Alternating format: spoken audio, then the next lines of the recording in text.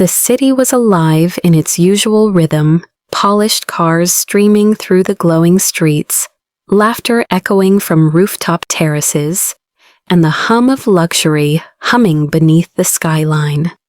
But for Ethan Caldwell, none of it mattered. He had built his empire on silence about his past, silence about pain, and silence about the people he'd once loved. His world was glass and steel now. Meetings, mergers, money. The kind of power that made others listen when he didn't feel like speaking at all. People called him cold, ruthless even, but they didn't know that silence had been his only defense since the night everything fell apart. That night 15 years ago, he'd lost more than his future.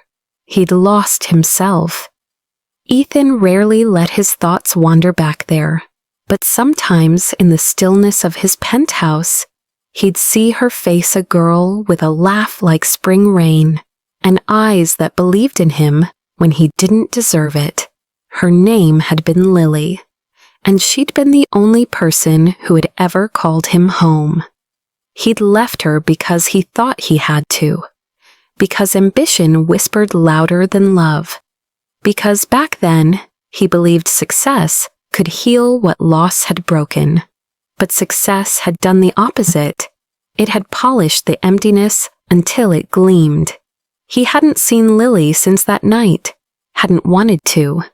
The guilt was too sharp. Until today. Ethan stepped out of his car and into the lobby of his company's headquarters, nodding at the security guards who straightened the moment they saw him. The elevator chimed, taking him up 40 floors to a place where everyone spoke his language control. "Mr. Caldwell," his assistant began, following him with a tablet in hand. "You have a meeting with the board in 15 minutes, then lunch with Mr. Donovan at—" "Cancel it," Ethan said curtly. She blinked. "Cancel? I'm not in the mood for polite negotiations today." He disappeared into his office before she could reply. The door clicked shut, sealing him inside the quiet that always felt both like armor and a cage. He sat, loosening his tie, staring out at the skyline that reflected his success and his solitude. Then his phone rang, a number he didn't recognize. He almost ignored it until something a strange pull made him swipe the call open. "Mr. Caldwell?" a soft voice said. He frowned. "Yes, who's this?" There was a pause. He could hear the woman's breath shaking, the faint sound of cars behind her. "My name is Emily," she said. "And I think you knew my mother." He straightened. "I knew a lot of people. You'll have to be more specific." Her name was Lily Harper. The world seemed to tilt. He didn't speak for several seconds. The name, like a stone, dropped into still water. "What do you want?" he managed. Another pause. Then the woman's voice broke just slightly. "She's gone, Mr. Caldwell. She passed away last month." The words hit him like cold air. He turned away from the window, hand gripping the edge of his desk. He wanted to say something, anything, but nothing fit. "I'm sorry," he said finally, though it sounded too small, too late. "There's something else," Emily continued, voice trembling. "Before she died, she told me to find you. She said you needed to know that I'm pregnant." Ethan's breath caught. "Why would I?" "Because," she whispered, "she said you're the only person who can help me. Because you're my father." The room fell silent. Ethan froze, the word echoing like thunder. Father. He stared at the phone, his reflection ghosted in the black screen, the polished face of a man who had built an empire but lost his right to call anyone family. "This isn't funny," he said, his tone colder now, defensive. "I'm not joking," she replied softly. "She never told you about me because she didn't want to stop you from your life. but she always said you'd find your way back someday. He stood, pacing. If this is some kind of... I can prove it, Emily interrupted, her voice breaking. I have letters she wrote you, pictures, things she never sent. She wanted you to have them. For a long time, Ethan said nothing. The sound of his heartbeat filled the silence. Finally, he asked, "Where are you?" The cafe was quiet when he arrived, a small place tucked between a florist and a bookstore. It smelled of cinnamon and rain-soaked pavement. He found her sitting by the window, a young woman in her 20s, hair tied loosely back, one hand resting on her small baby bump as if to guard it. When she looked up, his breath hitched. She had Lily's eyes. "Mr. Caldwell?" she asked softly. He nodded, unable to speak. Emily smiled faintly. "You don't have to believe me yet. Just listen." She reached into her bag and pulled out an envelope, the edges worn, the handwriting instantly familiar. Lily's.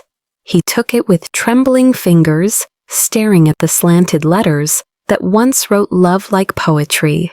He didn't open it. Not yet. He was afraid of what it might say. "I don't want anything from you," Emily said gently. "I just thought you should know. She never stopped caring about you, even when you didn't come back." He looked up sharply. "You think I didn't care?" "I think," Emily said, her voice soft but firm, "you cared too late." The words sank deep. He sat back, exhaling shakily. Outside, rain began to fall slow, rhythmic, cleansing. "You're really her daughter?" he asked, searching her face. She nodded. "And I'm having a child who'll never know his grandmother, but maybe he could know his grandfather." Ethan swallowed hard. The word still didn't fit in his mouth. Grandfather. "I don't know how to do this," he admitted. "You don't have to know," Emily said. "You just have to try." He drove home that night, with the letter on the passenger seat. The city lights blurred past, but his mind was somewhere else, back in the small town where Lily once waited, by a window that never opened again. He parked outside his penthouse and sat there for a long time, staring at the envelope. Finally, he opened it. "Ethan, if you're reading this, I suppose the years have done what we couldn't kept us apart. Long enough for silence to become safer than love. I don't blame you. You were always chasing something bigger than yourself. I just hope one day you realize that the biggest things are the ones that can't be bought. You once said you'd build a world where no one could hurt you again. I hope you built it. But I also hope you remember, walls keep love out too. If you ever see Emily, tell her I loved her enough for both of us." Lily Ethan pressed the letter to his chest, his eyes burning. For the first time in 15 years, he felt small, human, and undeserving of the forgiveness hidden between Lily's lines. He didn't sleep that night, because somewhere between the ink and the tears, he realized the truth. The empire he'd built to escape his past had only brought him back to it. And now, a young woman carrying his blood was asking him to choose between continuing to live behind glass or finally breaking it open. The next morning, sunlight crept through the tall glass windows of Ethan's penthouse, spilling across the floor like a slow confession. He hadn't moved from the couch. The letter lay open beside him, its edges slightly curled, the words carved into his thoughts. For the first time in years, he didn't rush to his office. He didn't check his phone or scan his calendar. Instead, he found himself staring at the city below, wondering how many people he'd passed by, how many faces he'd ignored, all while pretending he'd already lost everything that mattered. When his phone buzzed, He didn't recognize the number at first, but the voice was unmistakable. Mr. Caldwell? Emily's voice was softer this time, hesitant. I didn't mean to upset you yesterday. You didn't, he said quietly. You told me the truth. There was a pause on the other end. I'm going for my prenatal appointment today. I didn't think I'd have anyone to come with me. But I thought maybe... Her voice trailed off, unsure. Ethan swallowed hard. Text me the address. The clinic was small, cheerful in a way that made Ethan feel like an intruder. The walls were painted pale yellow, and laughter from expectant mothers echoed softly down the hall. It was a world so far from his yet strangely grounding. When Emily spotted him in the waiting room, her eyes widened. You came? He managed a faint smile. You asked. They sat together, awkward at first, surrounded by couples and families. He noticed how her hands instinctively rested on her belly, how her smile softened every time she spoke about the baby. There was something sacred in the simplicity of it, something he'd forgotten existed. When the doctor called her name, Emily looked back. Would you like to come in? Ethan hesitated, but nodded. Inside, the dim room glowed with the soft blue of the ultrasound screen. The doctor smiled as the machine hummed to life. There, she said. That's your baby. Ethan's breath caught. The tiny flicker on the screen, so small, so fragile, somehow filled the whole room. Emily's eyes glistened, and without thinking, Ethan reached for her hand. He didn't speak, but in that moment, something inside him shifted, a warmth breaking through years of cold. After the appointment, they walked outside into the crisp autumn air. The trees along the street swayed, their leaves painting the world in gold. Emily spoke quietly. She used to talk about you, you know, every birthday, every milestone. She'd tell me stories about the man who made her believe in dreams. Even when she was sick, she still believed you'd come back. Ethan looked down, guilt tightening his chest. I thought staying away would make things easier for her. I didn't want her to see what I became. Emily stopped walking. She didn't need perfection, Ethan. She just needed presence. He nodded, unable to meet her eyes. After a long silence, he said, Emily, I want to help you. Not out of guilt, but because it's time I start being part of something real again. Whatever you need, the hospital bills, a place to stay, anything, it's yours. Emily smiled, though there were tears in her eyes. I don't want your money. I want you to be here for me, for the baby. That's all she ever wanted, too. He felt the sting of truth again, gentle but undeniable. Then I'll try, he said softly.